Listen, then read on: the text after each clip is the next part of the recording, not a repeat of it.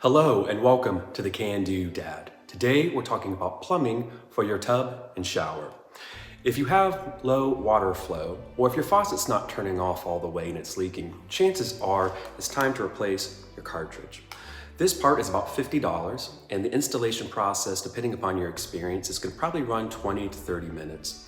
One other quick tip before we get to work: for most installations, make sure that the hot water indicator on the front of this cartridge is positioned to the left when you install it. Okay, let's get started. We have low water flow, and I've confirmed that we don't have a leak or blockage. Before you start the project, make sure that you turn your water off. You can find this either in your garage or, in this case, your basement. Once you've turned off your water supply line, it's a good idea just to go ahead and open up a faucet and relieve the pressure before you start this repair. Also, it's a great idea to go ahead and close your drain just to make sure no parts slip down. Here we have our replacement cartridge. In this case, we are replacing a Delta 1700 monitor. You can get this replacement kit from Lowe's or Home Depot. Now let's start taking apart our tub and shower faucet. First, we'll need to remove this cover. You can use that. Just a flathead screwdriver, and we'll set it aside safely.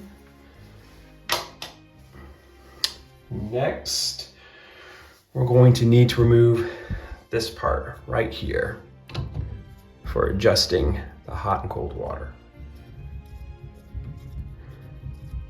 Okay. Make sure that we pull that out correctly.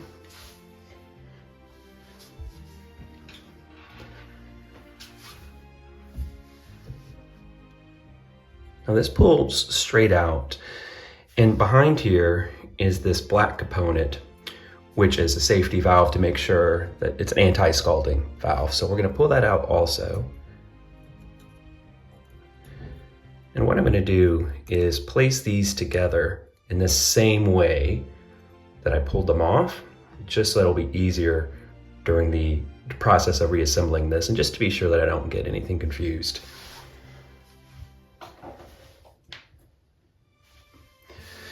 This part, this handle, just slides right off. We'll set that aside. And now you can see our cartridge. We have 2 cover screws to remove. And this is a great place just to make the point of making sure that your drain cover is closed. We're going to start working with some fairly small components.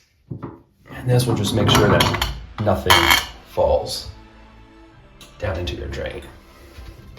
Okay, we'll just remove that cover. This next part is removing the bonnet screw, or the bonnet cap. And you're just going to screw this off to the left.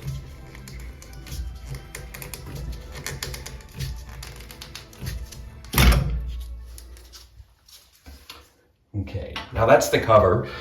Here we've got our actual bonnet nut, and then again, we're just gonna screw this off to the left. Whoops, let me give you a better angle there.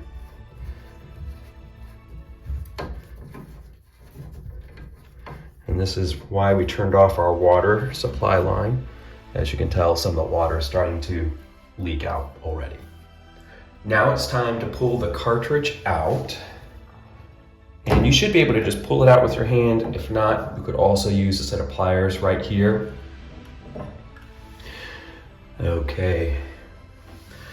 So 2 things to note here. As you can see, this cartridge has a V notch. Here's the trick. If your shower was installed after April 2006, you will have a gray cap with a V notch. If your shower was installed before April 2006, you will actually have a white top with a square notch. So hopefully that's helpful to see before you head into the hardware store so you don't get the wrong kind. Okay, so I was having a heck of a time getting this part out, and I used a screwdriver, and that did not work. It just actually pulled out these springs and these gaskets. And this has been in here since the shower was installed and the home was purchased. So I pulled those out, and then I had luck just with some needle nose pliers, just pressing those through once I took out the springs and the gasket seatings and just pulling it out like this. So that might be a good tip and trick for you. Go ahead and unscrew the new kit here. It should be a lot easier to get this installed than to pull it out. All right. So let's see if I can go ahead and get that back there fairly easy. Yeah, I'm just using a little bit of pressure. Yep. I feel the gaskets setting. And so I'm just gonna use 2 hands. Make sure that that sits correctly. Excellent, I can feel the springiness right there. So I'm gonna go ahead and tighten that down with our Phillips head screwdriver. Just wanna be sure you guys can see that. I know it's a tough angle.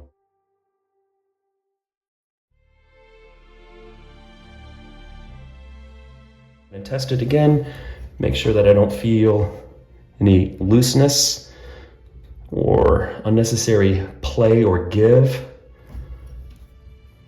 That feels about right. I'm testing the spring again. At this point, we go ahead and put the new cartridge in right here. Now that we have our new cartridge successfully installed, we are going to put the bonnet cap back on, or the bonnet screw.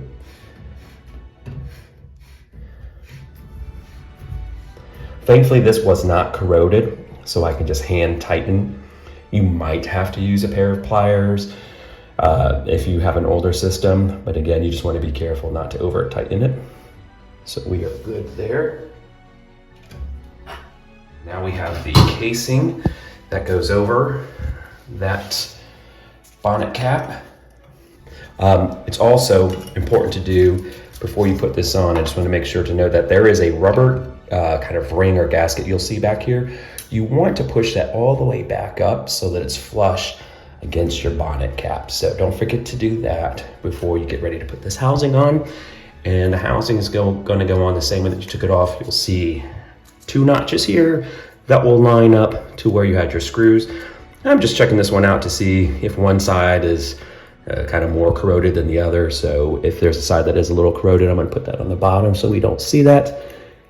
All right, it's lining up nicely. Okay, we are ready to put back on the face plate.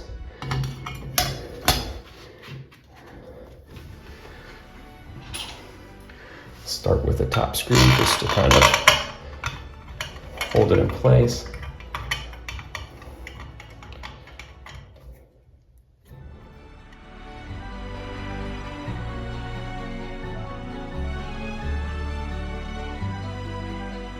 Now that we have our cover plate on for the monitor, it's time to go ahead and reinstall the handle.